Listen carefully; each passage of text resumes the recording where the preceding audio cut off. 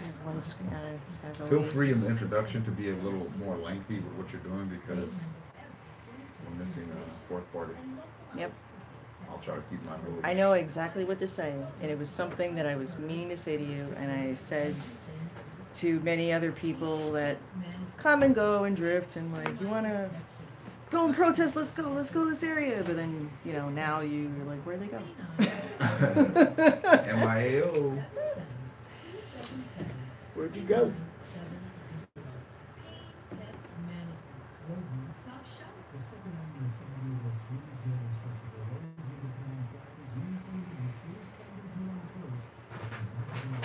Right? You might want to get like a piece of paper.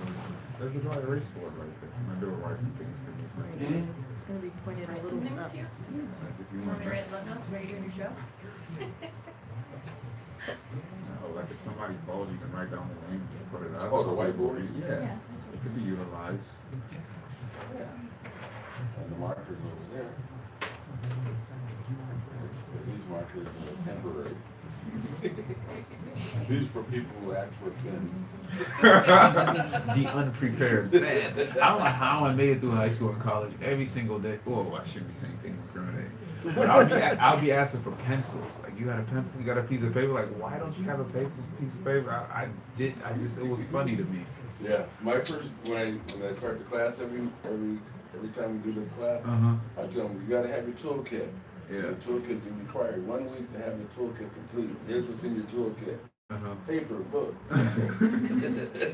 Yeah, I had it on the beginning of school. Yeah. By the third month, It's gone. I chewed half of my pencils up, literally. Hey, you shoot pencils, man? Whew. I used to chew pencils like crazy.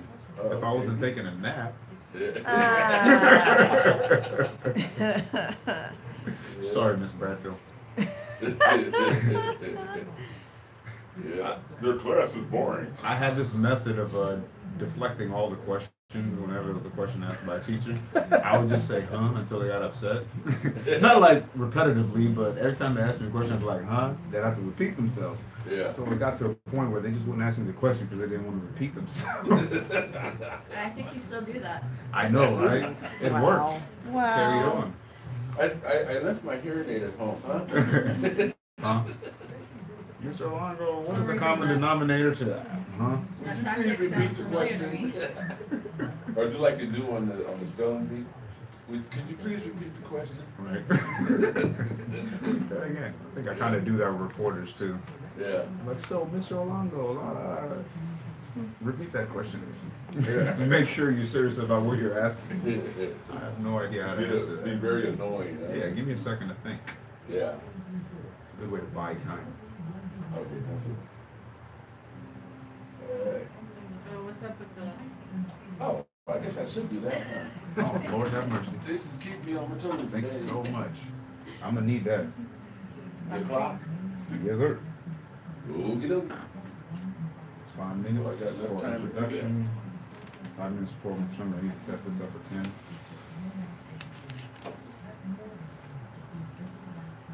Oh, don't act like you on me today. Here we go.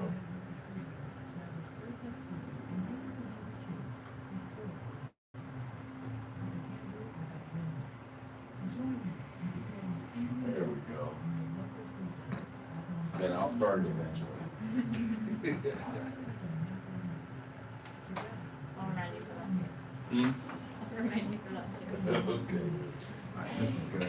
I can use this for now. I got this app from Got your Toastmasters. fake jug with you there, huh? So this covers 10 Yeah, minutes. this is fake news. So when I I hit don't want start, this thing. counts all the way exactly to 10. It lets me know 8 minutes, it greens up, yo, 9 minutes, that, 10 minutes, red, and we're done. Good. As if, I wish I had, I'm gonna This try. segment's 15 minutes. It's all alert time. The first one, it's Yeah, I know exactly. 5 for introduction, 5 for program summary. Oh, you're doing that as You're, 5. you're bloody right. Uh-oh. Here we go. Okay. Jesus Lord. Everyone's mic on? Mic check, mic check. It's already been done. Let's do it.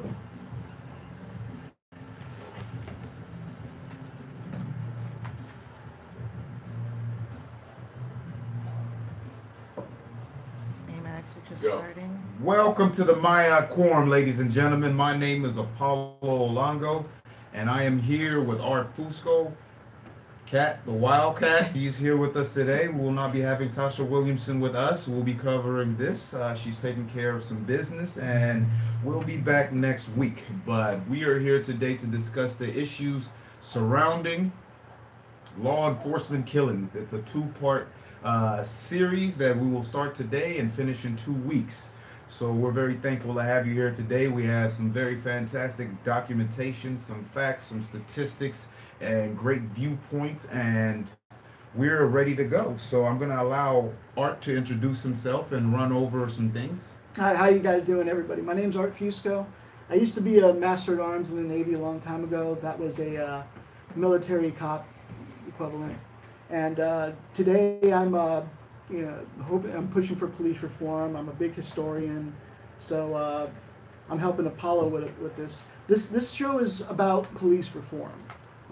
We're the balance to those who think that law enforcement and the criminal justice system doesn't need reform. We've seen and experienced abuse of power and police bias.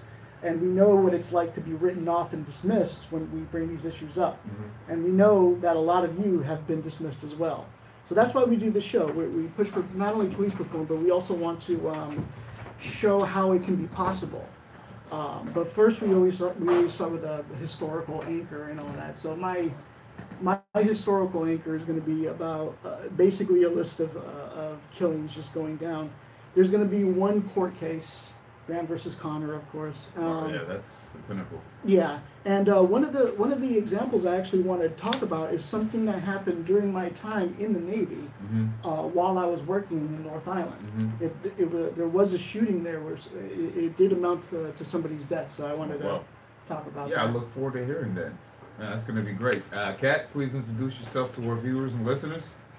Hey, so I'm Kat. I'm a cop watcher with UAPT, joining the My Quorum, and basically, this is I want to say this episode is very important to me for a couple of reasons. One, of course, I've always talked about with Cop Watch, it's protest, solidarity, love, and resistance. It's a way for resistance to fight like hell for the living, as well as remembering the dead. Half of what we do is document police killings, and as I've mentioned before in previous episodes, there are up to 855 people killed by police in every branch of law enforcement within the county. And we not only include those that make the news of a direct officer-involved shooting, but any of the what you would call collateral damage along the way. And when anybody who was killed in a police chase, officer domestic violence, just anything covering that realm of anybody that has served in law enforcement, and the systemic issue of supremacy which plagues, and it's a big part of why so many people die at the hands of law enforcement. Sure. And when, in particular, and I wanted to personally say to you, mm-hmm. Since I knew your dad for a long time, since about 2010. Wow. I knew him from a woman by the name of Shameen, because I used to tutor the refugees in City Heights. Mm-hmm. So I've known him for a while. And when Alfred Olongo passed, there were a lot of people showing up at the actual spot, which is great to display solidarity. Yeah. Mm-hmm. It was kind of hard to reach you and your family. It was kind of hard to reach your dad. So like, I'll keep the faith and I'll run into him again. Mm-hmm. But I honestly, us cop watchers in City Heights, not only we were restricted, but we did have a cop watcher at the scene that was documenting what was actually being shot at by the police. But a majority of us who are in City Heights felt that the biggest expression of solidarity is to make sure that it does not happen in our own neighborhood. I mean, it's one thing of going to El Cajon and cop watching there. I just felt that the biggest part that we can make is make sure it doesn't happen where we live. Okay. So, because, I mean, a big reason why we want to prevent anything we possibly can. And that's the reason why we cop watch. That's the reason why to de-escalate, to preserve life, to preserve families, because we just don't want to react to what police do. We want to respond. Okay. And I know this is still May. I know Mother's Day came and went. But I particularly want to send special love to mothers who have lost their children. They were stolen by law enforcement violence. I ask that all of you hold them as well as their families close and let them know that we have their back. So what's important to me in this quorum is to make sure that they have a voice. Much love to the mothers for sure. Yep. So the family of Jonathan Coronel, Victor Ortega, Sergio Week, Mark Anthony Carrasco, Elisa, I love you, Thongsoon Velasane, Anoy, you're in my thoughts. Mm-hmm. Simon Hubble, Jenny, I love you. Anthony Ashford, Lamontes Jones, Victoria Jones, we're with you. Mark McCaffrey, Lara, we got your back. Valeria Munique Tachikin, Annabelle, hope you're well. Carlos Sanchez, much respect to the Sanchez family. Paul Quintanar, and for Marie Sales with Our Realities, which is an organization that is run by mothers of people killed by police. So their voices are first and foremost. Manuel Diaz, Genevieve, also from Our Realities. Okay. And James Lacey, which intersects with the issue of housing and police. Yeah. So I kind of wanted to address those. Those are the families that I want to say are the closest with, or affiliation with, and some of them are very close to my heart. I know that we have a couple of guests that are going to be calling in. Okay. And so for family of Francisco Cesena, which unfortunately was killed by Customs and Border Patrol on Christmas Eve 2014. Wow.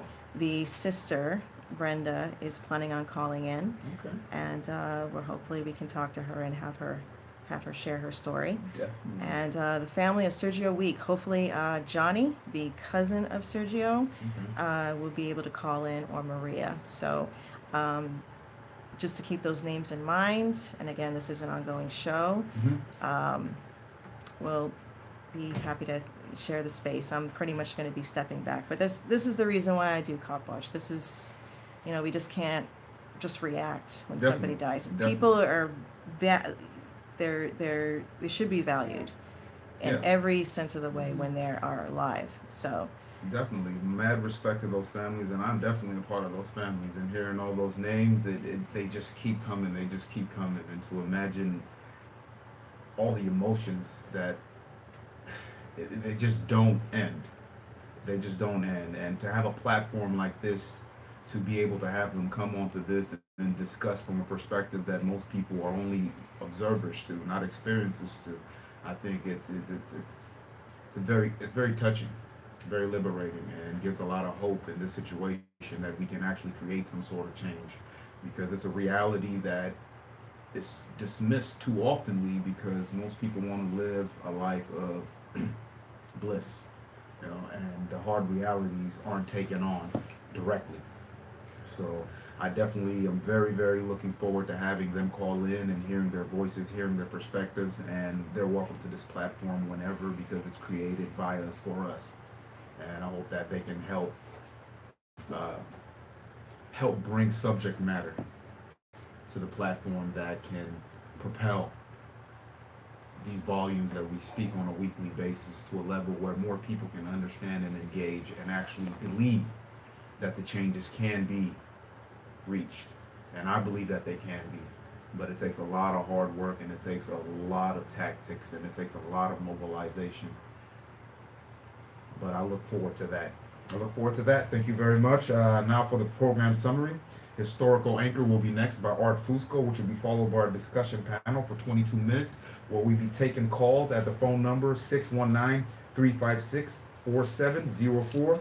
Once again, that's 619-356-4704. Please call in if you would like to. Oh my goodness, they're already hitting me up.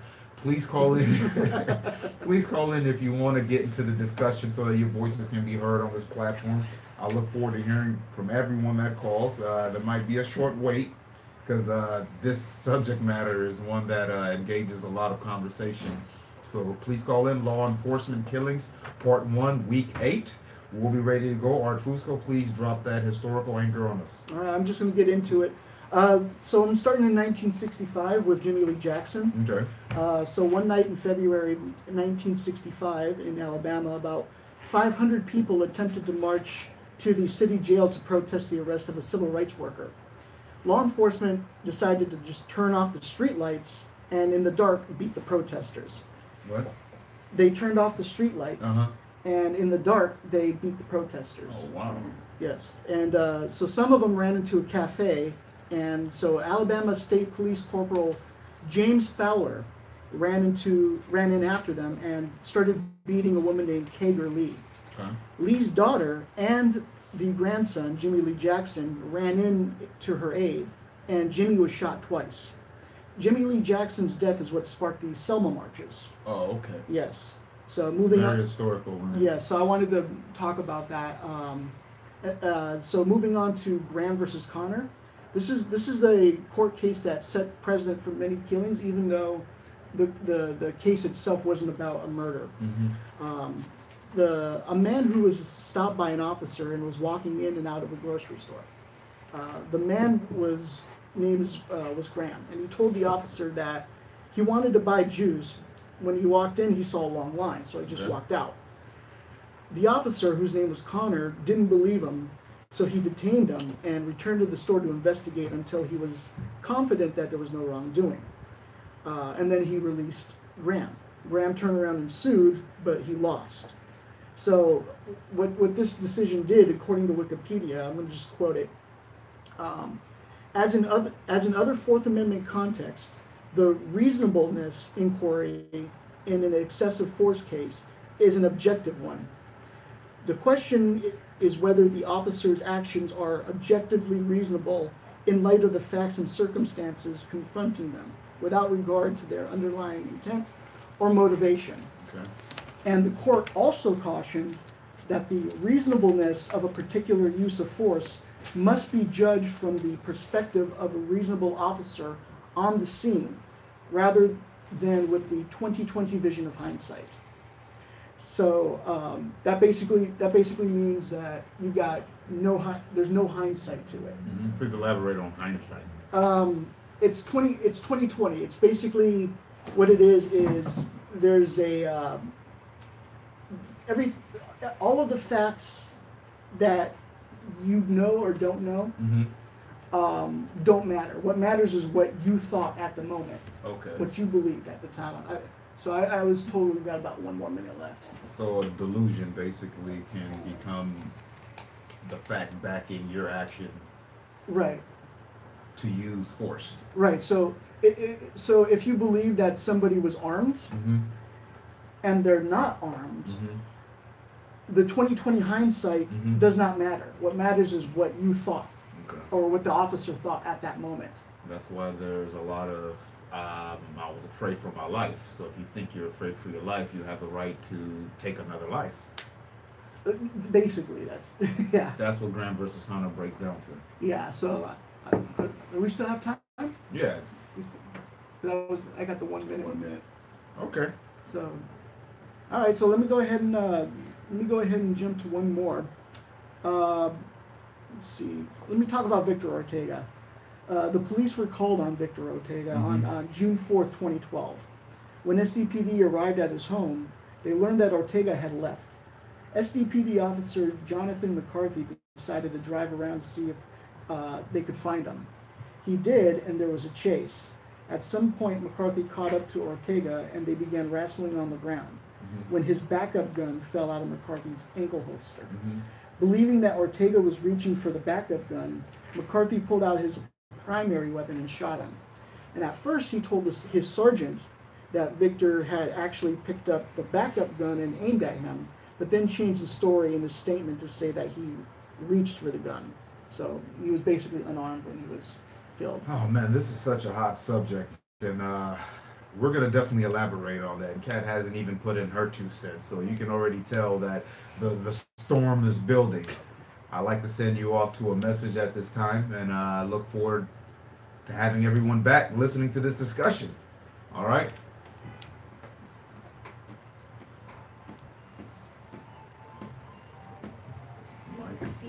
Jesus Christ. Yeah, so I didn't get through any of that. Yeah, we just gotta elaborate when the time comes. That's all. I went over? Probably went over. No, you were fine. You were definitely fine. I wanted you to take that long. Maybe not that long, but.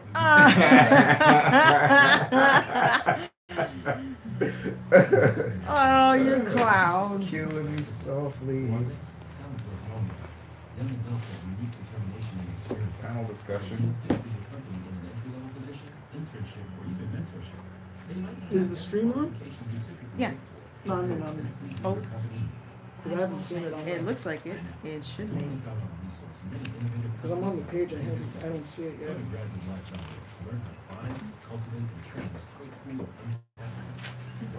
think the stream is only working on Facebook. Audio is on the other. What time was the call supposed to be? Yeah, coming in? I'm on their Facebook page. 10:18. They're aware of the commercial interaction starts at 10:40, correct? Oh, really? 10:30 would be. Actually, no, it's perfectly fine. I'll switch it up and engage. Well, I told them to follow the stream Uh-huh. too. And then if we get following it close. right now. Trying to figure out. We were gonna call, but Apollo was on one. Yes. It's fine. It's fine. It's fine. This is KBLK Radio. We have a couple of viewers on the YouTube stream. Yes, this is KBLK Radio. This is my Quorum with your host, Hi, Apollo viewers. Longo, and Jack Beers, also known as Art. I got that special two name. Sometimes I call him Jack, sometimes I call him Art. Stand by. Already two names. Stand by. Mike's hot. Don't like so. We on? Ladies and gentlemen, welcome back. This is the Maya Quorum. This is the part of our discussion where we head straight to the panel discussion, which we will all engage on the topic of law enforcement killings. It's an issue that has haunted our nation for quite some time, and due to the changings of political environments, we have felt more entitled to speak about it and make it a part of the culture's knowing that what is going on. And it's definitely something that everyone should be looking at and understanding more and digging deeper inside of to get information about, so that we can actually be able to cultivate some kind of a movement towards getting resolutions for this. Because just talking about it is it's not gonna bring much. It's not gonna bring much, but it is a step. It is a step towards getting the ultimate results, which is legislations being amended in a way that lives don't have to be lost in a situation where hallucinations take control and result in an actual loss of a life that cannot be returned. And today I'd like to talk about being an observer versus an experiencer. As you know, my brother Alfred Longo was shot in 2016 in El Cajon, and my life changed. I became an experiencer. I began to experience the realities that most people just observe. There's quite a difference between two. And as an observer, I will say that I was guilty of buying into the mainstream news network narratives. You know, I was very cautious, but at the same time, it was due to the lack of overall picture, subject matter, and, you know, it's mostly left for interpretation based on education and background of individuals when you're watching this information being given to you. You know, you have individuals with doctorates, masters, bachelors, associate degrees, and high school graduates and high school dropouts all receiving the same stream of information and somehow feel informed equally and trustworthy of the content received by the end of the day. You know, I once was that observer, and I did buy into it. And I found myself having discussions at work about certain shootings and discussing the same discussions that were being discussed on those panel shows. And one thing I realize now as an experiencer is that they don't have resolutions and conclusions. They just keep going in a circle over and over, and you don't really get anything out of it. when it's over, it's done. Find yourself just sitting there. You're not going to vote for anything. You don't know about how to change anything. You don't even know what laws actually caused this to occur. You know nothing. All you know is that you have an opinion about someone that lost their life that you don't know, but the only thing you know is the same subject matter that's being discussed nationally or locally by individuals who do not share the content of how to make any kind of changes. So it is a very it's a very tough situation. I followed stories of shootings all across the country, from Trayvon Martin in Florida, Terrence Crutcher in Oklahoma, Eric Garner in New York City. That's the man that pushed the I Can't Breathe movement with Black Lives Matter. Also, Oscar Grant in Oakland, California. That's the incident that inspired the making of the very successful film, Fruitvale Station. That's a long list. The list goes on and on, just like Kat was given the list today, and that's just locally. Yeah. That's just in San Diego. We live in a large country. Yeah, Kat has a big old list right here with her. And Yeah, so we have about 67 pages worth, and it looks like the first thing that I wanted to tackle was just the transparency. Yeah, definitely. I remember more about from the experiencing side. I remember engaging in discussions at work. Replicating arguments. I heard on TV, stating loose facts from DAs and family sides, and over and over, just over and over. It's there are no conclusions, and I like to deliver more as an experiencer. What I felt once my brother was lost, what was going on inside that small circle inside my sister Winnie's house for about 3 to 4 weeks. People pouring in from different states, coming to give their condolences in person. People we hadn't seen in over 30 years that we spent time with in the refugee camps in Kenya before being resettled here. This is the experience that I went through. Absolutely. I had questions. The first thing that I had personally was questions. I think why is it okay for my brother to be shot like this? Why does America believe that is fine at this moment? Absolutely. And I had to really, really reach deep down inside and begin creating my own narrative of the reality on the subject matter.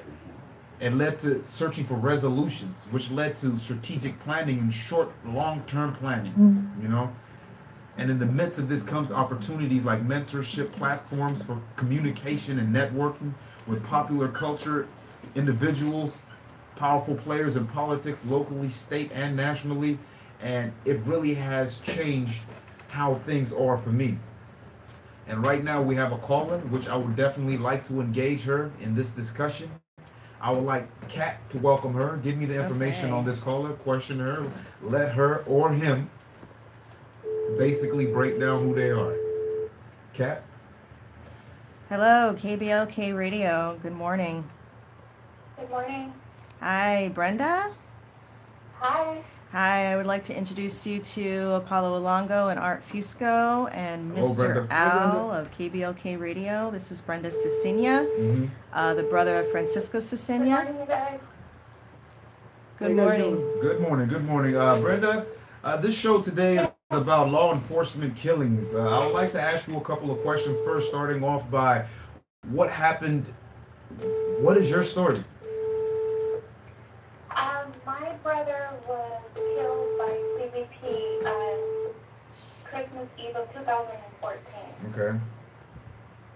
What were the situations that surrounded that? What led to his shooting and killing? He was actually tasered multiple times. He had a total of 7 puncture wounds in his back that resulted into him going into cardiac arrest. So he was tasered to death, basically. Correct. For what reason? Did he have a weapon? He did not. He sat in their custody for over 3 hours with no contact whatsoever. I was told that there was a confrontation between them, and they tasered him. So, wow. I'm sorry for your loss, Yes. Brenda. What followed after you? What followed after this incident? Basically, the legal aspects. We did. We actually had filed a lawsuit against them. Mhm. Fighting with the federal government is absolutely hard and even more heartbreaking, having to listen to what they have to say about your loved ones. Oh yeah, we're going through that as well. So what is going on with this case at this moment that you can discuss with us? As of now, the case has been closed. Why is that? Was there a reason? I'm sorry? Is there a reason why it was closed? They pretty much put a price tag over his head. They said that his life wasn't worth a penny more, and that there was no way that justice would be able to be served based on the lifestyle that my brother had lived in the past. Wow. So a price was put on his life based on how he chose to live it in a free nation? Correct. That's by the federal government of the United States? Yes, Was he a citizen? he was. He was a U.S. citizen entering back to his country. Wow. Oh my, I'm sorry. This is it's just. So what are you doing now? Are you still pushing for this? Or I personally myself have stepped back. My voice doesn't really count since I'm just the sister. I have left it up to my parents for them to keep pushing. uh-huh. I have stepped back because it has damaged me emotionally Yeah. and drained me physically. I have 2 kids that I need to raise, and he knows that I fought as much as I could, but once I heard what the judge had to say about him, I said it's time for me to back away. Oh my God. Well, I'm sorry to hear that. So I've been looking at trying to find statistics on taser deaths, and at least in Wikipedia it says that while the intended purpose is to avoid using lethal force, there's been 180 deaths reported that have been associated with tasers by 2006. So I'm assuming that number's only gone up since. Yeah. Correct. His incident was in 2004, so if 2004? you've been reading it from 2006 forward, He was killed in then 2004? there's a couple of deaths 20. missing. 2014. It's 2014, right? Yeah, 2014, she said. Okay. Oh my goodness. Wow, Brenda, I'm just a little shocked right now about that. I had no idea that was even something that could be done in a federal court in America. I would like to hear more about. Do you know about where this law came from? I do not. We were actually contacted Christmas morning at 5:30 in the morning by my father that detectives got a hold of him Uh-huh. in Puerto Vallarta versus detectives contacting his immediate family here in the United States. Goodness, my goodness. Kat, you have any input here? Well, I've known Brenda for years, and it's well deserved time off. Thank you very much for sharing your story, Brenda. You know, your family is always, came in my mind every so often, and it's for Customs and Border Patrol. There's often times where we found, maybe in the 1990s, where individuals who are killed in transit from one place to another crossing the border, sometimes they're not even identified, depending on if they have the right documentation to be here. Wow. And it's very sad that what we found is that even though they're not named in media, but they still need to be documented. They still need to be, and it's sad that there was no real transparency, that they felt, and it happens over and over again. There's 10, 12. There's no closure. There's no whatsoever. closure. It's a lot of overdoing it. Up to a dozen police officers for one person, Yeah. or law enforcement, or whatever branch that we're talking about. I know Brenda's fought the good fight. Yes, so, yes. Brenda, you still there? Brenda, Are you a part of any mobilized movement that is pushing for some kind of legislative change to make sure? I mean, our family members are gone, but the things that we can do to help change some of these legislations, have them be amended or just thrown out in general, that's the hard part. But the amending is doable, and having new legislations to counter some of those legislations is also doable.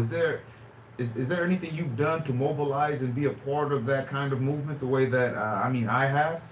Or do you want to do that, get back in the game, or? My family and I were very active, I want to say about 2 years, Kat, right? Yeah, that's a long time. We actually, like I said, I kind of stepped away.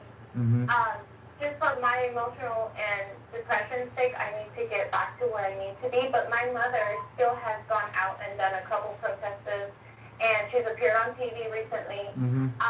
But I would definitely like to get back in there now that this past Saturday we finally put my brother's ashes to rest. So Okay. I'm ready to keep, his story going and helping you guys get justice for your guys' family. The way they treat our loved ones is completely unfair. I agree, and I'm with you, Brenda. Please contact me. Let's stay in touch and see what we can do moving forward in this direction. And this is what needs to be done. Mobilizing is the first step.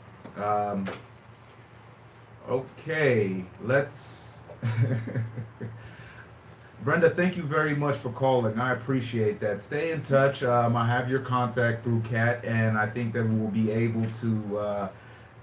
You'll be a guest again on the show, I hope, and we can work together to get some kind of resolution. Okay? Thank you very much, Brenda. Please keep in contact with me. You guys have a wonderful day. We will. Thank you. Thanks a lot. Okay. Bye. So is this a comment? Is on this? Yeah, that's Okay. my brother. You want to read it? I'll go ahead and read it. So we have a comment from Rodney Joseph. He says, I think that it is very important. Sorry. I think that it is very important that it is important using the federal government. There are names of who work for the government who made these decisions. So he's basically saying there's people in the government who are making these type of decisions. I think it is imperative that we start to volunteer the names of those individuals we can't get rid of in the federal government, but we can get rid of bad federal government employees.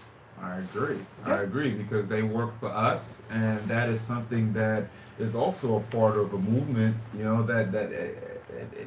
It takes a lot of people in the community to come together to be able to apply that kind of pressure. And the question is, what kind of organization is standing up there to represent? And I don't want to use the word lobby, but let's just say influence. It has to be, it just has to be round the clock care for these families. It is very, very draining. It's not easy to get rid of government It has employees. to be day by day. There has to be organizations. Honestly, I firmly believe that it should be developed into more of a Black Panther model, where day by day there's different people assigned to living skills, living situations for sustainability. For food, for housing. There's different subsets. It's not necessarily just for lobbying and just being for media, but somebody that day to day, because it could be for 20 minutes, 30 minutes a day that we could film. It could be. Last Saturday we had up to 9 stops. So when you think about that, it was about 9 hours of filming police up to. I think there needs to be more around the clock, better communication among one another. It's definitely important to put out information that kind of claps back against what Art was witnessed or saw at the museums, the sheriff museums, the police museums, how, part of the whitewashing that we're talking about.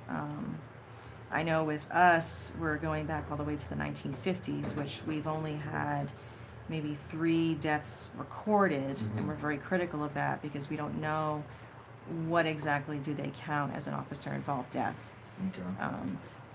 I had a little comment, another thing about that sheriff's museum is in the gun room that I described earlier, they have a small case with a few toy guns inside. And there's a sign inside that says which one is the real gun.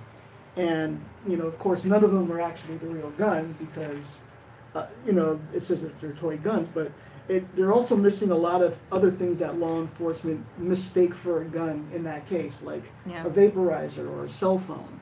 A pen. Or a pen. Or you know, something that would shows as some type of weapon for doing Rosh Nahad, for example. So I mean, so they put that together to make the point of, hey, how would you know if that was a real gun? But the difference is, I don't like it when they ask citizens things that officers have to do because the citizen does not have the training. Officers are supposed to be held to a higher standard. Yeah, you cannot.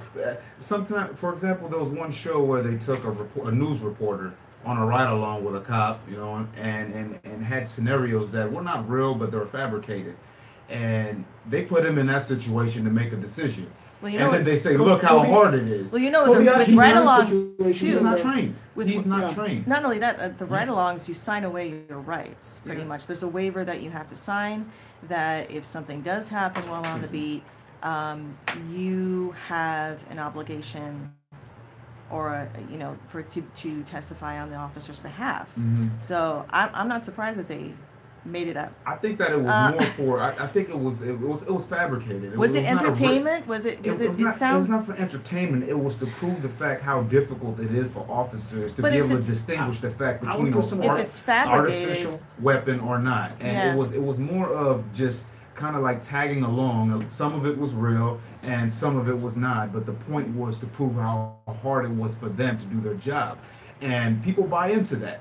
You know, it is difficult, but they're trained. But if it's difficult, why did they come up with the fabricated One person story, is trained and the other person is not trained. That's the point that I'm making. So most people, they're just like, oh my God, this and that. Like, no, there's a difference. You cannot prove a point by having someone that has no military, no policing background make the same decision that you make. And that means you're on the same field. So what does that say about your training? Right, and the way they're trained that's what it is. It's the way they're trained. They're put in these situations where like they're in a simulation. You have experience on that personally. Yeah. Have you gone through this? Yes, I have. In fact, there was one time we went to a house. It's a scenario. This wasn't real or anything. When was this? This is in the military. You were in the Navy? This is when I was in the military back in 2003. What was your title? I was a Master at Arms. Okay. And that's basically equivalent to military police. Okay. And so we went into these situations, and you know, depending on whatever, they would always change the situation up. So you get called in, you go into the house, and you're supposed to handle the situation as safely as you can. And so you go in and you try to do everything right. But even when you do everything right, in my situation, at the end, everybody pulled out a gun. It's the law enforcement, even training or not, it's a law enforcement mentality. And so I can imagine that. So what I got out of that was, don't take anyone for granted. Don't even give anyone a chance, because everyone's out to kill you. That's what it seemed like. That's the mentality, the way that they are trained. It's very hyper vigilant, very, this is the enemy. Paranoid. It is very militarized, that mindset. So when we're talking about even lack of training, which I kind of disagree with too, because usually lack of training, if people talk about more training, they usually mean more money. And since we talked about policing and profits in policing yesterday, they've gotten enough. But training or not, is it the right training? Not only that, what are they getting out of the training? That's more important. You can teach all they're giving a little more. They're giving so much leeway. When we're talking about police unions, I think Art mentioned to me 75. 75 one. When the Police Officer Bill of Rights was formed. Oh yes. I think it was 1975 or 1974. It was in the 70s. Okay. It was mid 70s, and they developed the police union, which had a lot of say of what gets published. They have a lot of say on what. Oh, that might be Maria. 1974. That might what? Bill of Rights. The Peace Officer Bill of Rights of California. Okay. Oh, so California. Through the police union. Through the police union. So, and I think we have another caller. Well, you feel free to welcome her when she's ready. All right. But yeah, that's what a lot of them are conditioned to treat their beat like it's a war zone. Yes. And treat everyone with suspicion. So everything is DEFCON 1, basically. Yeah. And if you're dealing with a nice, polite granny, you're thinking she's going to be Martin Lawrence and actually be something other than what she is. We used to get bulletins with pictures of like pens and combs that opened out to be weapons, little guns or knives or something like that. And so it makes people freak out even when they have like a pen, for instance.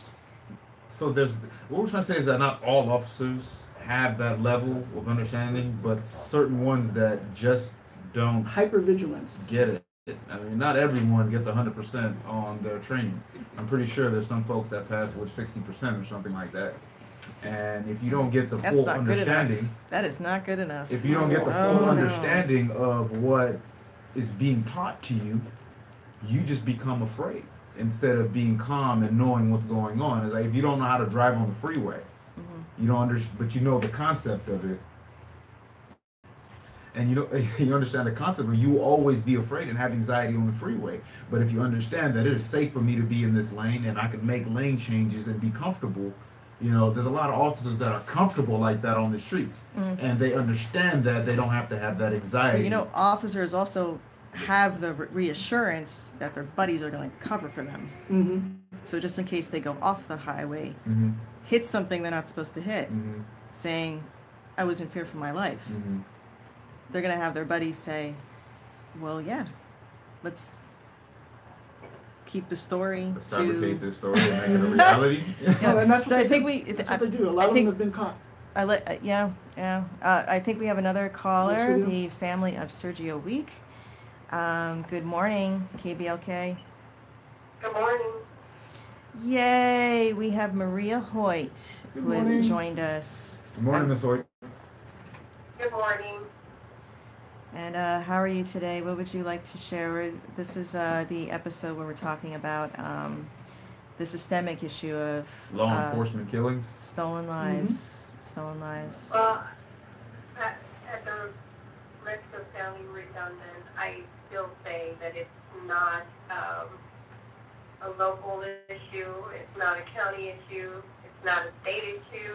I think it's a national issue. We need to get some changes made as high as the federal level where we can change the laws and be more clear and specific to this fear for my life thing that all these crooked and shady cops are hiding behind, so that it's more clear and more evident as to an actual fearful situation. Because as it is now, most of these killings that have been taking place have not been truly, and don't really truly fall under that.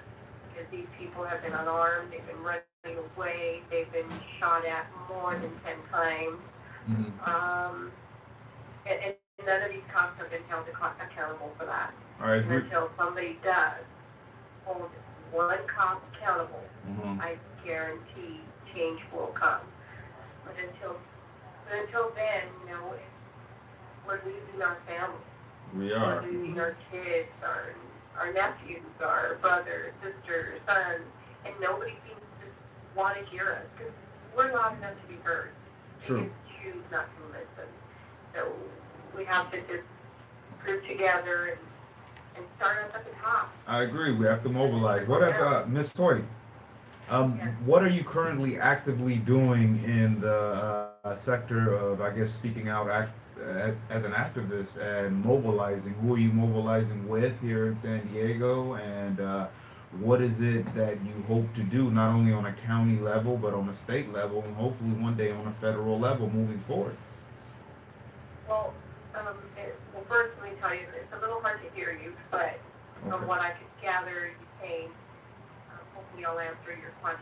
Right now, it's crucial that we elect a new sheriff. The floor is obviously not working for us. Is this in Vista? Yeah. The Vista Sheriff is through the San Diego Sheriff. I really don't know what they call him. But he's the chief. He's the one that commands and everybody's boss here in the county for the sheriff's department. And that's locally. Is there an election coming up soon? Yes, there is. Yes, there is. It's coming up on June 5th. The new sheriff-to-be does believe in the independent panels. He does want what we are trying to so desperately seek, and that's a panel of independent people, not a panel of retired cops. Who is this?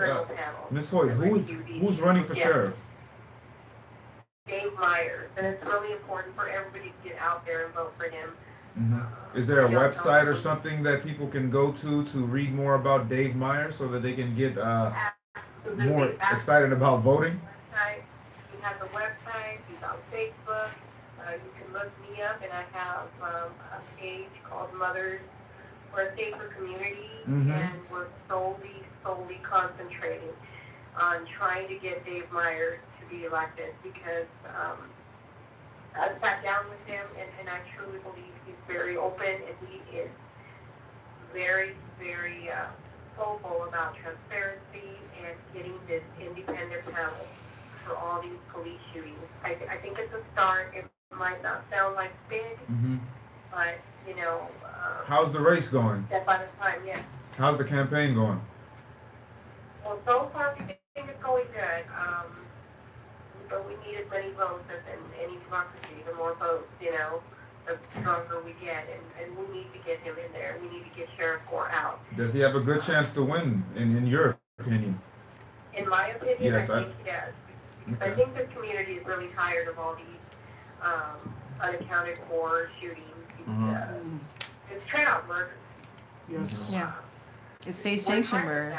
And I think that's what it's going to take, you know. If he's elected, is he willing to go back and look at other cases that were prior to his administration? That is the one question I can't answer simply because of the way the laws work. So that would be a legal question, but and even if it's also up to the DA to try someone. When new laws come in, even if it doesn't help me or mine, he can help prevent others from going through what we are all going through. And that's what's most important. And if that's what it takes, I'm okay with that because, I mean, I know personally, you know exactly what I'm going through. We don't want that. I don't want that on my worst enemy. I wouldn't wish that. It's something you don't ever get over. You don't. You know, how do you pick up the pieces and move on and people get murdered and the killers are still out there getting paid for what they did? Right. Exactly. You know? I agree, Mrs. Hoyt. Is there anything on the state or national level that you'd like to touch bases on in the next minute and a half or so? I actually have not gone up to the state level. I'm working my way up. So. Hey, it's all good. Wish me luck with that. It is all good. It is all good. We gotta, we have to throw them bows over here in San Diego because we can't allow that to continue to be happening, and hopefully it becomes exemplary in other areas because what we do here can reflect in a place that we won't even imagine for it to reflect. It could somewhere in the boondocks in Iowa, what we do here can reflect that. And even if you're fighting it locally, it does have a ripple effect. So with so many families fighting, isolated fights that, they don't not that they don't understand, but they're just doing it for that particular purpose. I think it's great to have an understanding that there is a ripple effect that will come to place with the victory that you've spent so much energy and time in doing. And that's what keeps me going. I know that whatever success we have here in San Diego and out in Sacramento will have a ripple effect in a place where someone can be violated that doesn't need to happen. That's true. I agree. And that's why I can't stress the fact that we need to get out there and vote. I agree. So vote. Please vote. So if you were planning to vote, vote for who? read about it. I mean, don't and Sheriff, who do you want them to vote for again? His name is Dave Myers. Dave Myers. So what I'm hearing here is Dave Myers for San Diego County Sheriff. That's correct. I'm going to look more into it, but I trust what this woman here is saying. I've met her before, very bright. And if you do believe that change can happen, it bit by bit makes a bundle. So let's make this bit here, Dave Myers, be a part of the bundle that we're trying to create. Thank you very much for having us, Mrs. Hoyt, and we're kind of running short on time. All right. Definitely so. All right. So we have another comment here from Rodney Joseph Law. Rodney Joseph. Law enforcement is supposed to be trained to respond when their life is in danger. What we must consider when a man holds up a cell phone above his head is officers' lives in danger. The officers have weapons pointed directly at the subject or the suspect. The suspect has both hands in the air, whose life is in jeopardy. Yeah, I agree. You know, I really, really like to chime in regarding the San Diego sheriffs. So, San Diego sheriffs, from my experience, are very corrupt. On the reform level, I know Women of Occupy, National Lawyers Guild, many other organizations have endorsed in action to reform the police department citizens review board to be independent as the CLERB, which is the county law enforcement review board that is by the San Diego sheriffs. My opinion, I mean, in 2015, our organization, and all we do is cop watch, all we do is de-escalate. We're very vocal about doing everything within the law, practice our amendment right. We received hate mail directly from the sheriff's office. Wow. Never found out who sent it, but it was a sent. good window into what kind of mentality, culture they Environment. have, the environment that they have, calling protesters animals, saying good luck, you're going to need it. I just wanted to kind of share, like, it's a bigger systemic issue. Let's hope. I agree. Dave Myers is a new addition, That's what to I'm be busy hearing. jobs, yeah. So to answer Rodney Joseph's question, whose life is in jeopardy? I think legally, if the officer dreams that that cell phone is a gun, then his life is in jeopardy. But technically, nobody's life is in jeopardy to the law. That's my perspective on that. Too much wiggle room. It's for all law for enforcement. interpretation. Everything Unfortunately, for it's true, yeah. from body worn camera policy saying that the officer has the discretion to turn it on because his safety comes first. To I was afraid for safety if there's a reasonable doubt that they were in fear, and obviously that's the first excuse, first retort that they always have is that I was in fear for my life. That's a wall that they can always step behind because it's legally bound. And that sends us to the civil deliverance. So I'd like to thank everybody here today. The civil deliverance always starts with mobilization and organization. We have talked about a ripple effect, that isolated incidents of police killings and families fighting their hearts out to get some kind of change and justice for a person that was lost, a system that has worked together with police in so many different states to create a better work environment for police, but then in turn creating a situation where citizens can get their lives taken from them in situations and have it be justified because the protection is there. It is up to us, the citizens, to mobilize, champion, and stand behind an organization that is reputable to be able to represent us, not in a way of lobbying, but in a way of fighting back when there are certain legislations that are there to be passed, to let us be known, let it be known aware. I mean, where was all the organizations when the Law Enforcement Bill of Rights was being passed in San Diego? Not San Diego, my apologies, in the state of California. Which Where is in were San they? Diego, yeah. Did we know about it? Were the people who are being affected now and families being killed, did they know about that? Could they vote about it? Could they do something to change it? We didn't know. The average person did not know. This was something that was done under the table. The people that knew were the people that wanted it to be the way that it was. Now it is the way that it is. So what do we do to counter that? It's a chess move, and it's not a checkmate. It is not a checkmate.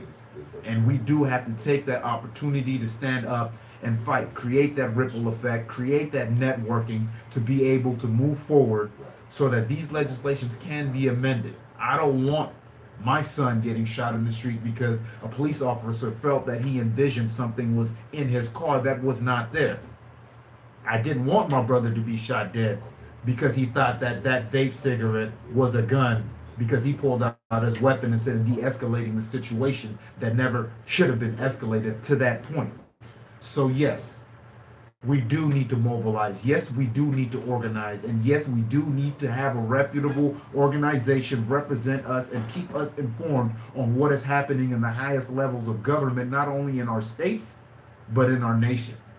And that is the only way that we can wake up. We are living the dream, yes, the dream of Dr. King, but we cannot be asleep during this dream. It's our job to maintain this dream. If you have a mansion, your job is not to live in it and filterify it. It's to live in it and maintain the glory of it and the beauty of it. That's what we have, and that's what we should do. Ladies and gentlemen, that is our civil deliverance today. I look forward to our next show. Thank you very much. Please sign out, ladies and gentlemen. Cop Watch signing out. All right. Bye. We don't have time. I really wanted to say Oh, that. I really wanted to say tap something. I was like, when I'm preaching, I'm preaching. I really wanted to say that there was a There's some cop watchers that called in. when it comes to but I need to see, like, we encourage people to call in. Is this thing still recording? Sorry. Yeah. Do you want me to? when it comes to Shut reform, down streaming reform out. half the battle of reform is trying to get the right people in office.